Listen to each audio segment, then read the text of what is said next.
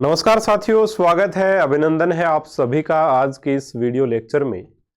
साथियों, रीट 2024 के नए टॉपिक्स हम लोग पढ़ रहे हैं, जिसमें विज्ञान में प्राकृतिक परिघटनाओं में भूकंप तथा तड़ित का टॉपिक डिस्कस कर चुके हैं। जीव अभ्यारण्य, वन्य जीव अभ्यारण्य तथा राष्ट्रीय उद्यान का टॉपिक डिस्कस कर चुके हैं। आज अपने शरीर में गति के टॉपिक को डिस्कस करेंगे और इसके अंत में अपने कुछ प्रश्न भी इस टॉपिक के लेंगे और आप ये मान के चल सकते हैं कि इस वीडियो से बाहर कुछ भी नहीं आएगा, ये निश्चित है। रीट के हिसाब से बात कर रहा हूँ, क्योंकि थर्ड ग्रेड में तो अभी ये टॉपिक है ही नहीं। जुड़ेगा तो करवा देंगे, नहीं तो कोई दिक्कत नहीं है। रीट में इस बार इस टॉपिक को जोड़ दिया गया है। ये पहले हुआ करता था जब हमने रीट का एग्जाम दिया था 2018 में, लेकिन बीच में इसको हटा दिया, अब वापस जोड़ दिया है। तो चलो, ये चीजें तो चलती रहती हैं। यही टॉपिक्स हैं विज्ञान में, कुछ कभी कुछ जुड़ जाता है तो एक दो टॉपिक हट जाता है, बस। इससे ज्यादा कोई सिलेबस मोटा मोटा 90% सिलेबस वही रहता है, वही प्री में आता है, वही मेंस में आता है, ठीक है ना। तो सबसे पहले तो चैनल को सब्सक्राइब नहीं किया तो सब्सक्राइब कर लीजिएगा। वीडियो पसंद आए लाइक करें, शेयर करें। सबसे पहले अपने शुरू करते हैं। देखिए, शरीर में गति। शरीर में गति की अगर अपने बात करें तो जैसे हाथ और पैरों को जैसे अपने हिलाते हैं, ये भी गति है अपने शरीर की। जबड़ा, जब अपन बोलते हैं तो जबड़ा भी ऊपर नीचे हिलता है, तो जबड़े में भी गति है। नीचे वाला जबड़ा जो वो गति कर सकता है, लेकिन क्या ऊपर वाला जबड़ा गति कर सकता है? नहीं कर सकता।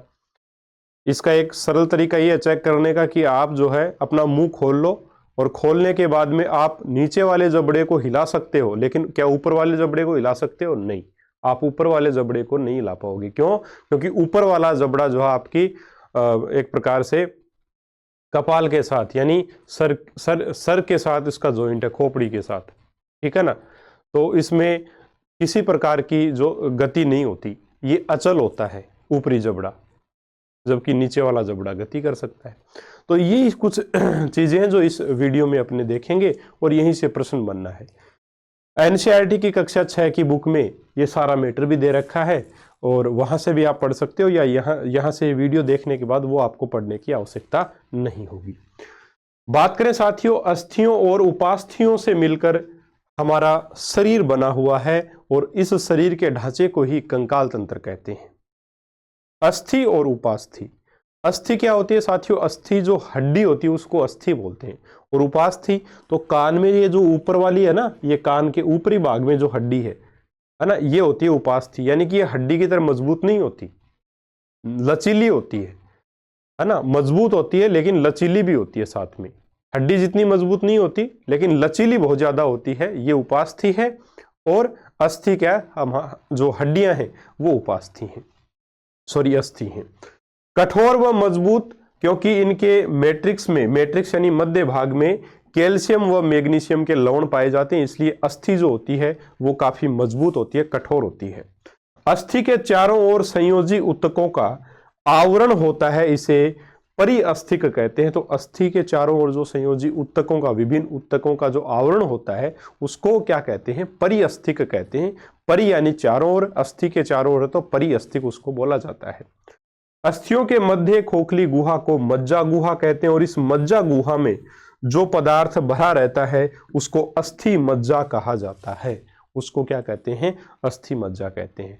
अस्थि में इतनी बातें याद रख लें, यहां से प्रश्न बनने की संभावना न के बराबर है, क्योंकि शरीर में गति ये टॉपिक है तो संधियों वाले में से प्रश्न बनने की संभावना ज्यादा रहेगी। उपास्थि की बात करें तो साथियों, उपास्थि ग्लाइकोप्रोटीन की बनी होती है, जिसकी वजह से ये काफी नरम होती है, लचीली होती है। चारों ओर पेरिकार्डियम झिल्ली इसके पाई जाती है, ठीक है। चलो अगली बातें अपने करें। कंकाल तंत्र को 3 भागों में अपने पढ़ सकते हैं। एक तो अक्षीय कंकाल है, एक है वक्षीय कंकाल, और एक है अनुबंधी कंकाल।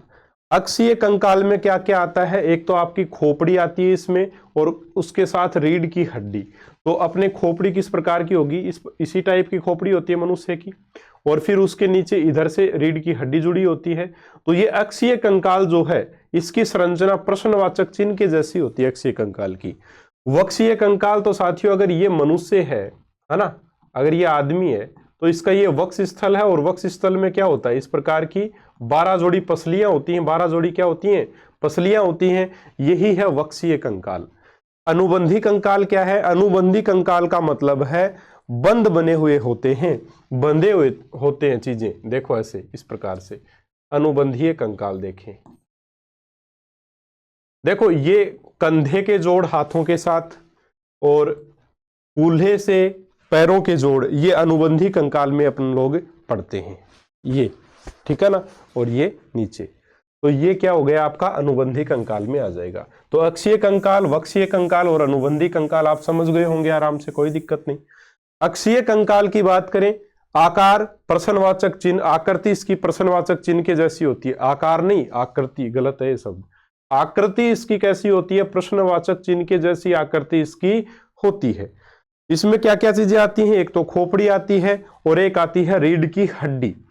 अब अपने एग्जाम के हिसाब से क्या महत्वपूर्ण है, खोपड़ी में कितनी अस्थियां होती हैं? 22, ये याद रख लेना बस, ठीक है। और रीढ़ की हड्डी में कितनी कशेरुकाएं होती हैं? 33, यह प्रश्न बन सकता है। अब 22 अस्थियों में 8 अस्थियां कपाल में होती हैं, यानी सर में ऊपर खोपड़ी में, 14 चेहरे पर होती हैं, ठीक है। इस प्रकार से 22 अस्थियां होती हैं टोटल, किसमें? आपके खोपड़ी में। ये आपस में सीवन के द्वारा जुड़ी होती हैं। ये जो 22 अस्थियां ये किससे जुड़ी हुई होती हैं? 14 चेहरे की, 8 कपाल की, पूरी खोपड़ी का निर्माण करती हैं। खोपड़ी गर्दन के ऊपर का पूरा हिस्सा, इसको खोपड़ी बोलते हैं अपने। तो इस खोपड़ी का निर्माण ये 22 अस्थियां करती हैं और ये आपस में सीवन के द्वारा जुड़ी हुई होती हैं, ये बात याद रखिए, ठीक है। बात करें 33 कशेरुकाओं की, तो 33 कशेरुकाओं में 12 वक्षीय कशेरुकाएं। भाई रीढ़ की हड्डी इस प्रकार से खोपड़ी के पीछे इस प्रकार से चलती है, तो इसमें कितनी कशेरुकाएं होती हैं? 33 कशेरुकाएं होती हैं। 33 में से 12 वक्षीय कशेरुकाएं, यानी कि अपने जो आगे छाती है, सीना है, उसके पीछे का जो हिस्सा है वहां। 7 ग्रीवा गर्दन में, 5 कटी कशेरुक होती हैं और 5 कशेरुक से बनी एक होती है त्रिक अस्थि और 4 कशेरुक से बनी एक होती है अनुत्रिक अस्थि। इस प्रकार से कुल मिलाकर के 33 कशेरुकाएं होती हैं। बस यही बात याद रख लें कि कशेरुकाओं की संख्या रीढ़ की हड्डी में कितनी होती है? 33। प्रश्न बन सकता है, ठीक है। अब ये जो कशेरुकाएं हैं ये किससे जुड़ी हुई होती हैं? तो साथियों कशेरुकाएं आपस में स्नायुक के द्वारा जुड़ी हुई होती हैं, स्नायु बंध के द्वारा जुड़ी होती हैं। स्नायु बंध या स्नायु बंध एक ही बात है। स्नायु के द्वारा ये आपस में जुड़ी हुई होती हैं, स्नायु के द्वारा आपस में, स्नायु द्वारा, ठीक है। तो रीढ़ की हड्डी धड़ को सहारा प्रदान करती है, आसान सी बात है। तो इसी के एक प्रकार से इसी के सारे अपने सीधे खड़े हो सकते हैं, बैठ सकते हैं, लेट सकते हैं। तो रीढ़ की हड्डी धड़ को सहारा प्रदान करती है। प्रथम जो कशेरुक होती है, जो ऊपर गर्दन में यहां से शुरू होती है, प्रथम कशेरुक, इस प्रथम कशेरुक को बोलते हैं साथियों, प्रथम कशेरुक को एटलस कहा जाता है। और द्वितीय कशेरुक को क्या कहा जाता है? द्वितीय कशेरुक को द्वितीय कशेरुक को अक्षीय कशेरुक कहा जाता है। तो प्रथम कशेरुक को एटलस, द्वितीय कशेरुक को अक्षीय कशेरुक कहा जाता है। इतना एग्जाम में डिटेल में नहीं जाएंगे, आपको याद ये रखना है 33 कशेरुकाएं होती हैं, जुड़ी होती हैं स्नायु के द्वारा, ठीक है।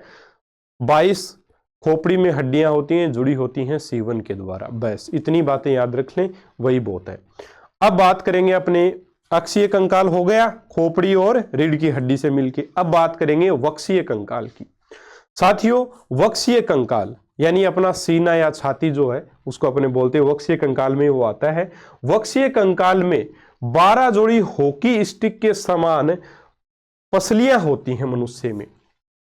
जैसा अभी मैंने आपको चित्र बना के दिखाया, तो इस प्रकार से 12 जोड़ी पसलियां, कितनी जोड़ी पसलियां? 12 जोड़ी पसलियां इस प्रकार से पाई जाती हैं, ठीक है।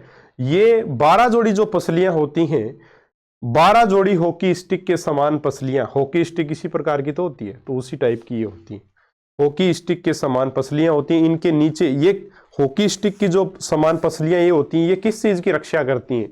तो इनके नीचे अपना हृदय होता है, फेफड़े होते हैं, श्वास नली होती है आदि को ये सुरक्षा प्रदान करने का कार्य करते हैं। नहीं तो अपने कहीं से गिर जाए, मान लो ये पसलियां ही नहीं हो, तो हृदय फट जाएगा तो काम खत्म है, फेफड़े फट जाएंगे तो काम खत्म है ना।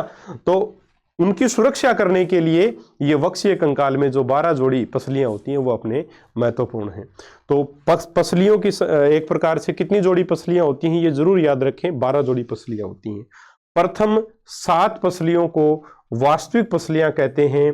8वीं 9वीं और 10वीं जो पसली है इसको कूट पसलियां कहते हैं, और 11वीं और 12वीं पसली जो वो स्वतंत्र या मुक्त पसलियां कहलाती हैं। इतना डिटेल में याद रखने की आवश्यकता नहीं है, लेकिन फिर भी याद कैसे रख सकते हो, प्रथम 7 कशेरु का यानी कक्षा 1 से लेके 7 तक के जो बच्चे हैं वो जैसे हैं वैसे ही रहेंगे, यानी कि जैसे वो सामने होते हैं वास्तविक होते हैं, उनके पास कोई छल वगैरह नहीं होता क्योंकि बच्चे होते हैं।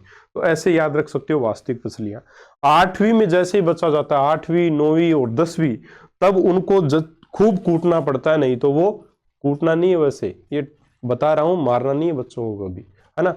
तो 8वीं 9वीं और 10वीं के बच्चों को अपने कूट कूट के पढ़ाते हैं, तो कूट पसलियां ऐसे याद रख सकते हो।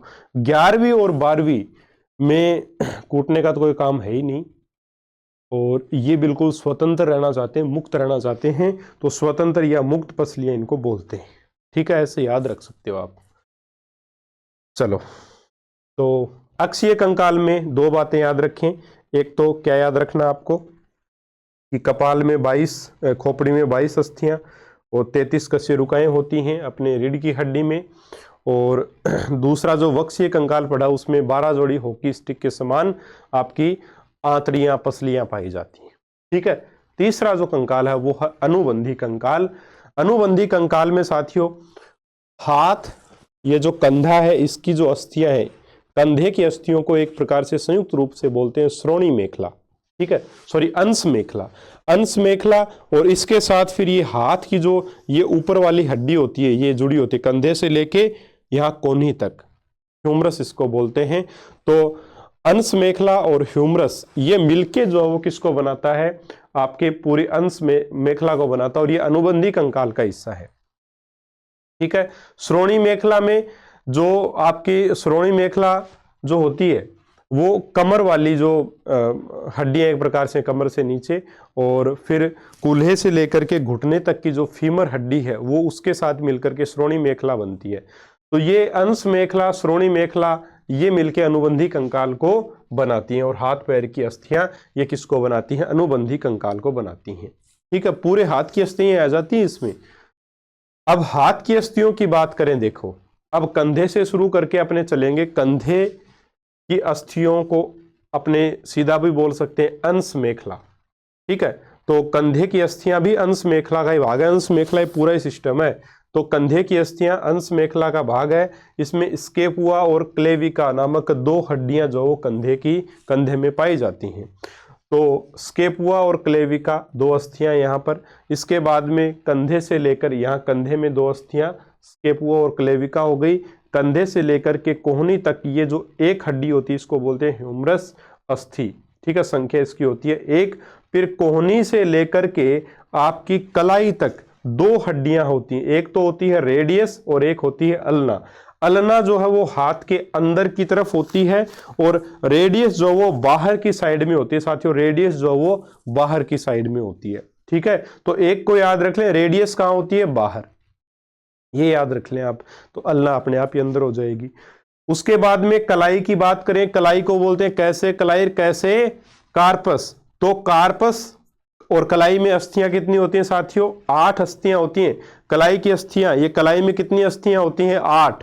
ठीक है ना, और इनको बोलते हैं कार्पस। उसके बाद में आती है ये हथेली, कलाई के बाद में हथेली, और हथेली में पीछे आप देख सकते हो 1 2 3 4 और 5, कुल मिलाकर के 5 अस्थियां होती हैं।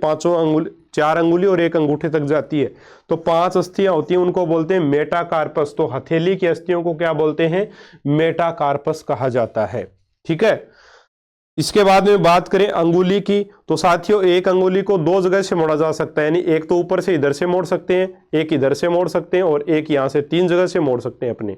तो 1 2 और 3, इसमें कितनी हड्डियां होती हैं, 3 हड्डियां होती हैं। जबकि अंगूठे को 2 जगह से मोड़ा जा सकता है, एक तो यहां से, ठीक है, और एक कहां से मोड़ सकते हैं, यहां से, इस जगह से। तो इस प्रकार से अंगूठे में 2 अस्थियां होती हैं। तो प्रत्येक अंगुली में 3 अस्थियां होती हैं, तो 4 3 12 तो हो गई अंगुलियों में, और 2 होती हैं अंगूठे में, तो 2 ये। तो इस प्रकार अंगूठे और अंगुली मिला करके 14 अस्थियां होती हैं। तो प्रत्येक अंगुली में 3 अस्थियां, कुल 4 3 12, प्रत्येक अंगूठे में 2 अस्थियां। ठीक है, इस प्रकार से एक अपने हाथ के पंजे में ही कितनी अस्थियां हो गई साथियों, अंगूठे और अंगुली में 12 तो ये 2 अंगूठे में 14 और 5 आपकी हथेली वाली मान लो तो 19 और कलाई वाली 8, कलाई वाली 8 भी तो है, कलाई में कितनी होती है 8, तो 19 और 8 27, ठीक है 27 और फिर 2 कौन सी हो गई, एक तो रेडियस एक अल्ना, 27 और 2 29 और एक आपकी हो गई ह्यूमरस। तो इस प्रकार से कुल मिलाकर के पूरे हाथ में यहां से ऊपर से लेके नीचे तक कुल मिला के 30 अस्थियां होती हैं। ये तो एक हाथ के, तो दोनों हाथों में कितनी हो गई 60 अस्थियां। इसी प्रकार से 30 अस्थियां एक पैर में, दूसरे पैर में भी 30 अस्थियां, कुल मिलाकर के 120 वहां पर होती हैं, सॉरी 60 वहां पर होती हैं। तो 60 60 120 तो यही हो गई।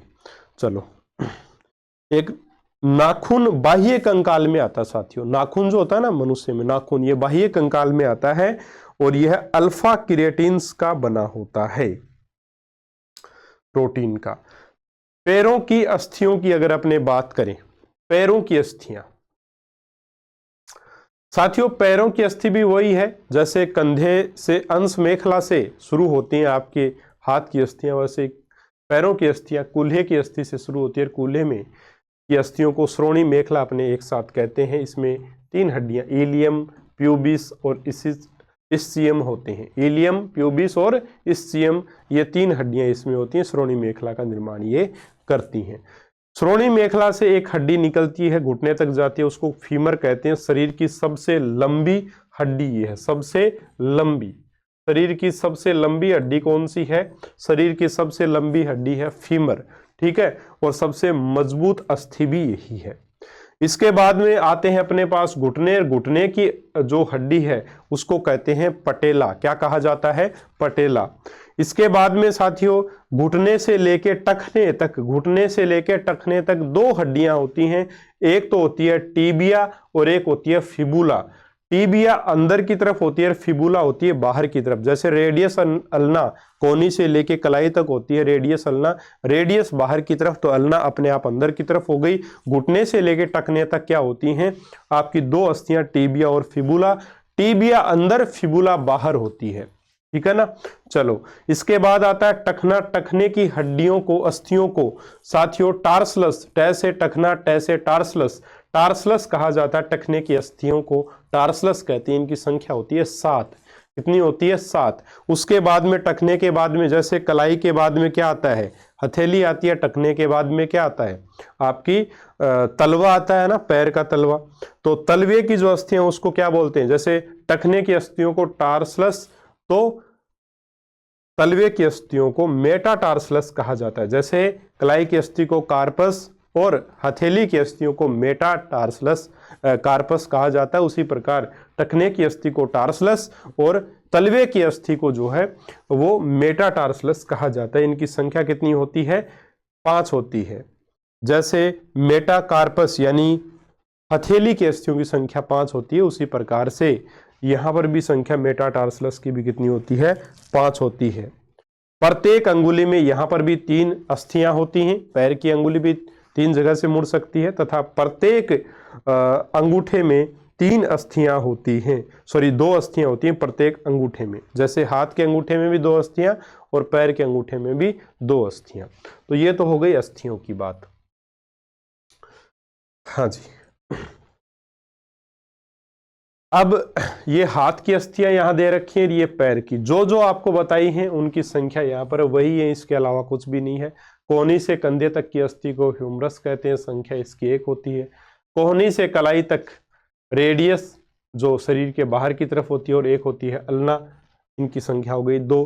कलाई की अस्थियां, इनको मणिबंधिकाएं या कार्पल्स कहते हैं, इसकी संख्या 8 होती हैं।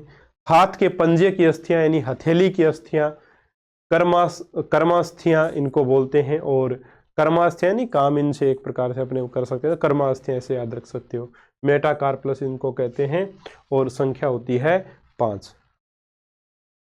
हाथ की अंगुली की अस्थियां, इनकी साथियों इनको अंगुला अस्थियां कहते हैं। 3 अस्थियां जो अंगुली, 3 अस्थियां 4 अंगुलियां, यानी कि एक अंगुली में 3 अस्थियां और 4 अंगुली होती हैं, तो 4 3 चौक 12 अस्थियां हो गई। हाथ के अंगूठे की अस्थियां, इनको अंगूठा अस्थियां कहते हैं और संख्या होती है 2। इसी प्रकार पैर की दे रखी है, ये तो एक हाथ की है, कुल मिला के कितनी हो गई है 30, तो दोनों हाथों में 30 दूनी 60 हो जाएंगी। इसी प्रकार से ये आपको बता दी मैंने सारी की सारी, ये जो अस्थियां हैं इनकी संख्या भी 30 है और दोनों पैरों में 30 दूनी 60, तो 206 जो हड्डियां होती है मनुष्य में उसमें 60 और 60 120, तो यही हो गई। ठीक है, चलो जी समझ में आ गई बातें, है ना। बाकी नाम बता दिए मैंने, कूल्हे की हड्डी से घुटने के बीच की अस्थि को फीमर कहते हैं, घुटने से टखने के बीच की अस्थि को टिबिया फिबुला, और पटेला भी इसी में आता है। तो टिबिया 1, फिबुला 1, एक पटेला, तो 3 हो गए आपके, 2 + 1। ठीक है, टखने की अस्थियों को गुल्फ अस्थियां या टार्सलस कहा जाता है, टार्सल कहा जाता है, 7 होती हैं। और तलवे की अस्थियां जो होती हैं वो मेटाटार्सल्स कहलाती हैं, 5 संख्या इनकी होती है। परपदिकाएं भी बोलते हैं हिंदी में। पैर की अंगुलियों की अस्थियां वही 3 × 4 12 होती हैं, और पैर के अंगूठे की अस्थियां वही आपकी संख्या में 2 होती हैं। ठीक है, 30 हो गई इस प्रकार से। अब बात करते हैं शरीर में प्रमुख संधियां, और यहीं से प्रश्न बनने की संभावना ज्यादा रहती है। अभी तक हमने जो पढ़ा उसमें से प्रश्न आ सकता है, मैं ये नहीं बोलता कि नहीं आएगा, क्योंकि एनसीईआरटी में आपके दे रखा है कि 33 कशेरुकाएं होती हैं, और आपकी 12 जोड़ी हॉकी स्टिक्स के समान जो वो पसलियां होती हैं। तो ये कुछ चीजें दे रखी हैं, तो हो सकता है यहाँ से भी प्रश्न बन जाए, लेकिन इनमें से प्रश्न बनने की संभावना ज्यादा रहेगी। शरीर की प्रमुख संधियों में सबसे पहले चल संधि की बात करेंगे, फिर अचल संधि, कि कहाँ कहाँ तो शरीर में ऐसी संधियां हैं जिनमें गति संभव है।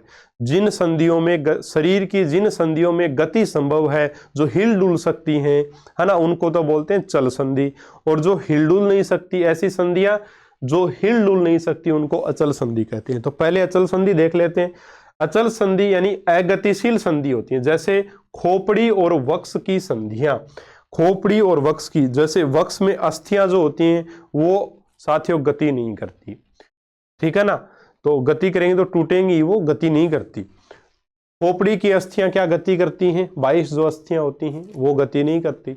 वक्षीय जो अस्थियां हैं, पसलियां हैं, वो भी गति नहीं करती।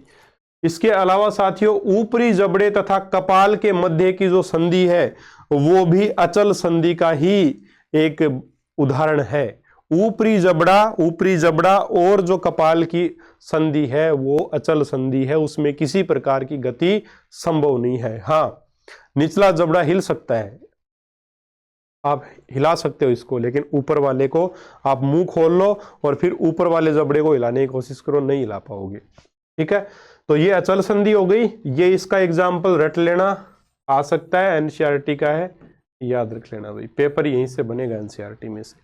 ठीक है, चलो जी चल संधि की बात करते हैं कि चल संधि कहां कहां पर है। तो चल संधि साथियों ये कोहनी वाली भी चल संधि है, घुटने वाली भी चल संधि है, कमर वाली भी चल संधि है, कंधे की जो संधि है वो भी चल संधि है। चल संधि यानी जिन संधियों में गति संभव है। तो गतिशील संधि जैसे घुटना, गर्दन, टखना, कोहनी की संधियां, ये सारी चल संधियों के उदाहरण हैं। इनके जोड़ों पर लिंगामेंट्स पाए जाते हैं। लिंगामेंट्स साथियों एक प्रकार से इन अस्थियों को जोड़े रखता है, ठीक है ना, लिंगामेंट्स पाए जाते हैं जोड़ों के ऊपर। हाँ, चल संधियों के अब कुछ प्रकार देख लेते हैं। सबसे पहले कंदुक खलिका संधि। कंदुक खलिका संधि कहां कहां पाई जाती है? अगर अपने मनुष्य का शरीर देखें, हाँ जी,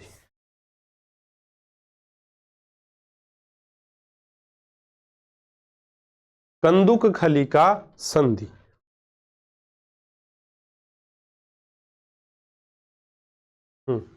कंदुक खलिका संधि यानी ऐसी संधि जिसमें गति चारों तरफ संभव है, जैसे कंधे की जो संधियां हैं वो, और इस प्रकार से यहाँ पे यानी अंश मेखला और श्रोणी मेखला में जो संधि है वो साथियों आपकी कंदुक खलिका संधि है, बॉल बियरिंग वाली है, जो सभी दिशाओं में घूम सकती है। इस हाथ को अपने पूरा चारों तरफ घुमा सकते हैं, ऐसे ही पैर को भी अपने चारों तरफ इस प्रकार से घुमा सकते हैं, है ना। तो कंदुक खलिका संधि का उदाहरण अंश मेखला में हाथ की अस्थि और हाथ की अस्थि ह्यूमरस के मध्य, यानी अंश मेखला और ह्यूमरस के मध्य की संधि, श्रोणी मेखला और फीमर के मध्य की संधि, ये किसका उदाहरण है? कंदुक खलिका संधि का उदाहरण है। इसके बाद में बात करें कोर संधि या कब्जा संधि या हिंज संधि, तो हिंज संधि कहां पर होती है साथियों? जो कोहनी है वो कोहनी, दोनों कोहनियों में जो संधि है हिंज संधि है, दोनों घुटनों में जो संधि है वो भी क्या है? हिंज संधि है। तो ये कौन सी संधि है? हिंज संधि। ठीक है, हिंज संधि। तो श्रोणी मेखला और फीमर के मध्य की संधि कंदुक खलिका संधि, कंधे यानी कि अंश मेखला और ह्यूमरस के मध्य की संधि आपकी यही कंदुक खलिका संधि, कोहनी और घुटने के मध्य की जो संधि है उसको कब्जा संधि या हिंज संधि या कोर संधि कहा जाता है। तो इसमें जो गति होती है वो एक ही दिशा में होती है। जैसे अपना दरवाजा लगता है उसमें कब्जा लगाते हैं अपने, तो उस कब्जे की वजह से कुंवाड़ की एक ही दिशा में गति होती है। उसी प्रकार अपनी जो कोहनी है उसकी दिशा, जैसे गति जो है वो एक ही दिशा में होती है। घुटने को अपन आगे ऐसे थोड़ी मोड़ सकते हैं, सीधा उठा थोड़ी सकते हैं, पीछे उसको ऐसे मोड़ा जा सकता है। ठीक है ना, पैर को उठा सकते हैं ऐसे, तो पैर उठाएंगे तो पीछे जाएगा, आगे थोड़ी आता है ऐसे। घुटने से मुड़ के वैसे तो ला सकते हैं लेकिन घुटने से मुड़ के नहीं आता, तो एक ही दिशा में वो गति है। इसी प्रकार इस कोहनी को मैं ऐसे ऊपर, कोहनी से आगे का जो भाग है हाथ को ऐसे ऊपर तो लेके आ सकता हूं इसको, लेकिन क्या ऐसे सीधा का सीधा ऐसे यहां से मोड़ के पीछे लेके जा सकता हूं? ऐसे पीछे थोड़ी आ सकता है, ऐसे नहीं आ सकता। तो एक ही दिशा में गति, इसलिए इसको हिंज संधि या कब्जा संधि या कोर संधि के नाम से जाना जाता है। ठीक है भाई, ये याद रख लेना, बहुत इंपॉर्टेंट है, हिंज संधि से प्रश्न बन सकता है। ठीक है, चलो आगे देखते हैं। धुराग्र संधि, जो धुरी पर घूमती हो ऐसी संधि, जैसे अपना सर है ना, तो खोपड़ी और आपकी जो रीढ़ की हड्डी है उसके बीच की जो संधि है वो धुराग्र संधि है। एक निश्चित दूरी पर ही घूमती है, जैसे ऐसे इधर घूम गया, इतना इधर घूम गया, ऐसे ऊपर और नीचे, एक निश्चित धुरी पर ही ये संधि होती है, तो इसको धुराग्र संधि कहते हैं। और ये जो इस संधि की जो गति है वो एक धुरी तक ही सीमित रहती है, एक धुरी पर घूमती है ये संधि। और जैसे प्रथम कशेरुक और द्वितीय कशेरुक के मध्य की जो संधि है वो आपकी धुराग्र संधि कहलाती है। वही आपके रीढ़ की हड्डी और खोपड़ी के बीच की संधि। विसर्पी संधि की बात करें तो विसर्पी संधि साथियों रेडियस अल्ना, टीबिया, फिबुला और टखने के मध्य की जो संधि है, रेडियस अल्ना, टीबिया, फिबुला और टखने के मध्य की संधियां साथियों विसर्पी संधि का उदाहरण है। तो ये सारी चल संधियां हैं। अचल संधियां कौन सी हैं वो भी मैंने आपको बता दी। ठीक है, अब देखो अस्थियों में जो गति होती है उसके लिए जिम्मेदार कौन होता है? मांसपेशियां जो वो जिम्मेदार होती है। मांसपेशियों की वजह से ही जो है मांसपेशियों में सिकुड़ना, मांसपेशियों का सिकुड़ना और फैलना, उसी की वजह से जो है अस्थियों में गति होती है, याद रखना है। इसके अलावा साथियों एक शब्द सुना हुआ होगा आपने, जयपुर फुट। तो जयपुर फुट का निर्माण जो वो श्री रामचंद्र शर्मा के द्वारा डॉक्टर पी.के. सेठी के सुझाव पर किया गया था। तो ये भी थोड़ा देख लेना है। पहले जब माध्यमिक शिक्षा बोर्ड में अपने राजस्थान बोर्ड की किताबें चला करती थी उसमें ये पॉइंट था, तो यहाँ डाल दिया है। बाकी एनसीईआरटी में तो ये नहीं है, लेकिन फिर भी इसको देख लेना भाई कि जयपुर फुट श्री रामचंद्र शर्मा द्वारा डॉक्टर पी.के. सेठी के कहने पर बनाया गया था। तो ये साथियों संधियां, यहाँ से प्रश्न बनने की संभावना ज्यादा है। अब ये तो हो गई मनुष्य की बात। अब विभिन्न जो जीव हैं उनकी बात कर लेते हैं। तो पक्षियों की दड़ पेशियां, पक्षियों में किस प्रकार की गति है, यानी विभिन्न जीवों में किस प्रकार की गति है वो भी देख लेते हैं। पक्षियों में दड़ पेशियां तथा हल्की अस्थियां मिलकर उन्हें उड़ने में सहायता करती हैं। ये पंखों को फड़फड़ाकर उड़ते हैं, यानी कि इनकी हड्डियां मजबूत होती हैं और खोखली होती हैं, जिसकी वजह से इनमें वजन कम होता है। और इनकी गति, ये गति कैसे करते हैं? ये उड़ते हैं, ये चल भी सकते हैं और उड़ भी सकते हैं पक्षी। तो ये पक्षियों में गति है। आसान सा पॉइंट है, बस इतना ही याद रखना है। दूसरा, मछली की गति कैसी है? मछली जो उसका शरीर की आकृति कैसी है, सबसे पहले ये बताना आपको। तो मछली के शरीर की आकृति धारा रेखीय होती है। धारा रेखीय मतलब ऐसी आकृति जिसमें शरीर का अगला भाग नुकीला हो, पिछला भाग नुकीला हो और बीच में से मोटी हो, है ना। जैसे ये देखो, अगला भाग भी इसका नुकीला है, पिछला भाग भी ये नुकीला है, लेकिन बीच में से ये क्या है? मोटी है मछली। तो इस प्रकार की जो आकृति होती है उसी को क्या कहते हैं, धारा रेखीय आकृति, है ना। तो मछली की आकृति होती है धारा रेखीय, जो उसको तैरने में सहायता करती है। तो मछली की जो गति है वो धारा रेखीय उसका शरीर होने की वजह से उसे तैरने में सहायता करती है। मछली की गति एक प्रकार से गति को किस प्रकार का बोलेंगे, तो देखिए मछली शरीर के दोनों ओर एकांतर क्रम में वलय बनाकर जल में तैरती है। तो मछली की गति है एकांतर क्रम में वलय बनाकर जल में तैरना। एकांतर क्रम का मतलब है मछली इधर जाएगी फिर इधर जाएगी, इस प्रकार से तैरती है, वो इस प्रकार से तैरती है। सांप भी ऐसे ही चलता है, लेकिन सांप तैरता नहीं है।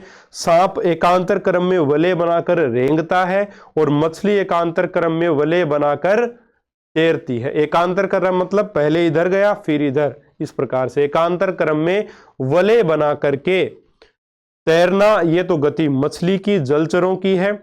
मछली की गति एकांतर क्रम में वलय बनाकर तैरना है, सर्प की गति एकांतर क्रम में वलय बनाकर रेंगना है। ठीक है। सर्प अपने शरीर के दोनों ओर एकांतर क्रम में वलय बनाते हुए भूमि पर वलयाकार गति करता हुआ आगे की ओर फिसलता है। बहुत सारी अस्थियां एवं उससे जुड़ी पेशियां शरीर को आगे की ओर धक्का देती हैं। इस प्रकार रेंग रेंग के जो वो सर्प चलता है। ठीक है, आ गई बात समझ में। अब बात करते हैं तिलचट्टे की। तिलचट्टा यानी कि ये देख लो, ये कीड़ा, ये होता है तिलचट्टा, कॉकरोच जिसको बोलते हैं तिलचट्टा। तो तिलचट्टा का शरीर एवं पैर कठोर आवरण से ढके होते हैं जो बाह्य कंकाल का बना होता है। वक्ष की पेशियां 3 जोड़ी पैरों यानी टोटल 6 पैर होते हैं कॉकरोच में, तिलचट्टे में, एवं 2 जोड़ी पंखों से जुड़ी होती है जो तिलचट्टे को चलने और उड़ने में सहायता करती है। तो पैरों से चलते हैं और वैसे उड़ते भी हैं पक्षियों की तरह, यही तिलचट्टा है। केंचुए में गति शरीर की पेशियों के बारी बारी से विस्तारण एवं संकुचन से होती है। शरीर की अधः सतह पर शुक केंचुए को भूमि पर पकड़ बनाने में सहायक है। तो देखिए सर्प की गति तो रेंग कर है, लेकिन केंचुए की गति कैसे होती है, पेशियों में बारी बारी से फैलाना और उनको सिकोड़ना, इस वजह से गति होती है केंचुए में। कैसे, मान लो ये केंचुआ आपका, तो इसकी गति कैसे होगी देखिएगा। केंचुआ इस ऐसे जैसे इस प्रकार से, यानी केंचुआ क्या करता है, अपने शरीर को मान लो इधर से उठाएगा तो ये पीछे वाला भाग खिसक करके आगे आएगा और फिर इसको नीचे कर देगा तो ये आगे सरक जाएगा ऐसे। इस प्रकार से केंचुआ जो वो गति करता है। ठीक है ना। शरीर के विस्तरण यानी फैलाव और संकुचन यानी सिकोड़ने से। घोंगे का जो घोंगा, ये रहा घोंगा आपका, ऊपर एक ये आवरण होता है, इसमें अस्थि नहीं होती, हड्डी नहीं होती, वैसे मांसल भाग होता है। तो घोंगा पेशीय पाद की सहायता से चलता है। पेशीय पाद की सहायता से घोंगा जो वो गति करता है। केंचुए की तरह से लगभग इसकी गति होती है, पेशीय पाद के माध्यम से ये गति करता है घोंगा। ठीक है भाई। तो ये विभिन्न जीवों की गतियां हैं। घोंगा पेशीय पाद की सहायता से चलता है। तो विभिन्न जीवों में जो गतियां वो भी हमने देखी, मनुष्य में गति हैं वो भी हमने देख ली, और क्या चीजें महत्वपूर्ण थी वो सारी बातें हमने कर ली। इससे बाहर प्रश्न नहीं जाएगा, निश्चित है। अब कुछ प्रश्न है वो भी डिस्कस कर लेते हैं। पहली बात, मानव शरीर में कुल पेशियां 639 होती हैं। कुल अस्थियां कितनी होती हैं, 206। जब बच्चे का जन्म होता है तब अस्थियां कितनी होती हैं, 270। बाद में लगभग जुड़ती जाती हैं आपस में, संख्या बचती है लास्ट में 206। ठीक है। सबसे लंबी मांसपेशी कौन सी होती है, तो साथियों सार्टोरियस। ठीक है, ये जांग में पाई जाती है, सबसे लंबी मांसपेशी होती है। मानव शरीर में कुल कितनी अस्थियां होती हैं, सभी को पता है 206। ऑप्शन नंबर बी सही हो जाएगा। दूसरा प्रश्न, मानव शरीर की सबसे छोटी हड्डी कौन सी होती है, तो सबसे छोटी होती है मध्य कान की अस्थि स्टेपिस। तो स्टेपिस जो है वो सबसे छोटी हड्डी, सबसे छोटी अस्थि होती है शरीर की। ठीक है, चलो जी। निम्नलिखित में से मानव शरीर की सबसे लंबी हड्डी कौन सी है, तो जांग की अस्थि जो फीमर है वो सबसे लंबी हड्डी होती है, ये उत्तर हो जाएगा। टिबिया फिबुला नाम की हड्डी कहाँ पाई जाती है, तो साथियों टिबिया फिबुला नाम की हड्डी बताओ, हाथ में, वक्ष में, खोपड़ी में या टांग में, तो टे से टांग, टे से टिबिया, तो टिबिया फिबुला टांग में पाई जाती है। रेडियस अल्ना हाथ में पाई जाती है। ठीक है, चलो जी। उपास्थि का अध्ययन विज्ञान क्या कहलाता है, कॉन्ड्रिया कहलाता है। हड्डियों का अध्ययन विज्ञान का क्या कहलाता है? ऑस्टियोलॉजी कहलाता है। उपास्थि का अध्ययन विज्ञान कॉन्ड्रियोलॉजी कहलाता है, कॉन्ड्रोलॉजी। और हड्डियों का अध्ययन विज्ञान ऑस्टियोलॉजी कहलाता है। मांसपेशियों का अध्ययन विज्ञान सार्कोलॉजी या मायोलॉजी कहलाता है। रीढ़ की हड्डी में कितनी कशेरुकाएं होती हैं? 33 कशेरुकाएं होती हैं साथियों, बात कर ली थी हमने। रीढ़ की हड्डी की कशेरुकाएं आपस में किससे जुड़ी हुई होती हैं? तो रीढ़ की हड्डी की कशेरुकाएं आपस में स्नायु के द्वारा जुड़ी होती हैं। तो ऑप्शन नंबर बी सही हो जाएगा, स्नायु के द्वारा। ठीक है, चलो। मनुष्य में कितनी जोड़ी पसलियां होती हैं? 12 जोड़ी पसलियां मनुष्य में होती हैं साथियों। कलाई की अस्थि को क्या कहते हैं? कलाई की अस्थि को क्या कहते हैं? कलाई की अस्थि, कैसे कलाई, कैसे कार्पस? तो ऑप्शन नंबर ए ही सही हो जाएगा। मेटाकार्पस ये हथेली की अस्थियां साथियों। रेडियस अल्ना क्या है? ये कोहनी से लेके कलाई तक की 2 अस्थियों के नाम है। हाथ की प्रत्येक अंगुली में कितनी अस्थियां पाई जाती हैं? हाथ या पैर कोई भी अंगुली हो, प्रत्येक अंगुली में 3 अस्थियां पाई जाती हैं और प्रत्येक अंगूठे में 2 अस्थियां पाई जाती हैं, बात कर ली हमने। इसके बाद में पैर के तलवे की अस्थियों को कहते हैं, पैर का जो तलवा है, तो टखने की अस्थियों को टार्सल और पैर के तलवे की अस्थियों को मेटाटार्सल कहते हैं। 5 होती है संख्या इनकी। ऑप्शन नंबर बी आपका सही है।